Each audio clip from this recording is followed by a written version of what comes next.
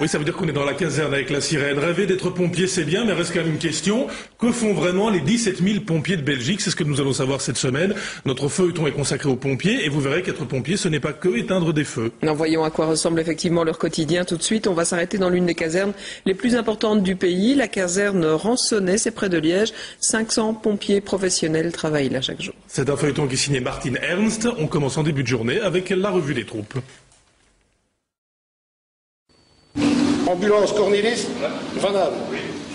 8 heures, c'est l'heure de l'appel. L'officier vérifie la présence de tous les membres du peloton. Bonjour à tous.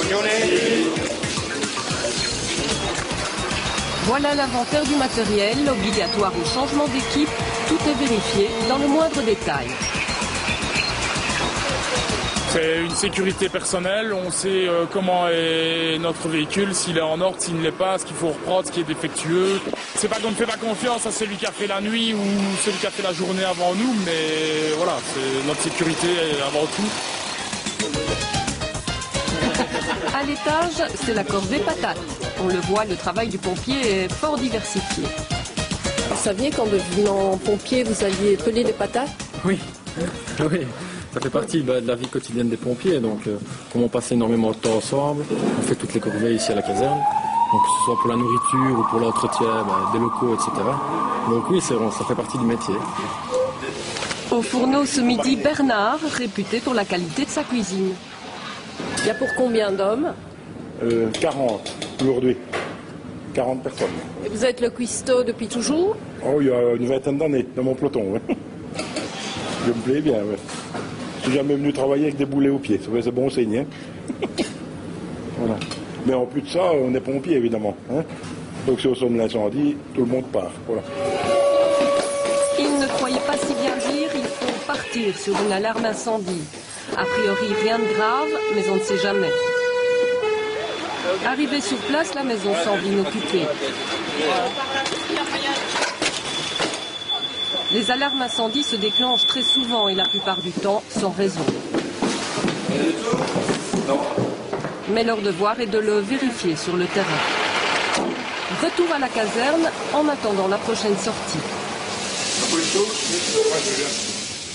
Il n'y a pas d'heure pour passer à table. Les interventions rythment leurs activités quotidiennes. Toujours ensemble, ici plus qu'ailleurs, l'intérêt du groupe prime sur l'individu. On fait connaissance avec des gens, on apprend beaucoup sur les gens, on apprend parce que les gens viennent de différents milieux. On est solidaires, on est tous ensemble du matin au soir. Une fois qu'on a des moments un peu plus difficiles, on est ensemble tout le temps, on a besoin l'un de l'autre.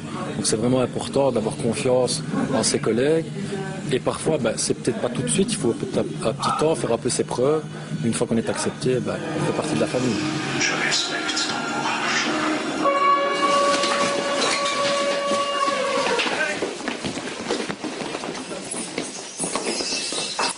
C'est ça qui fait que j'adore, c'est que c'est l'imprévu.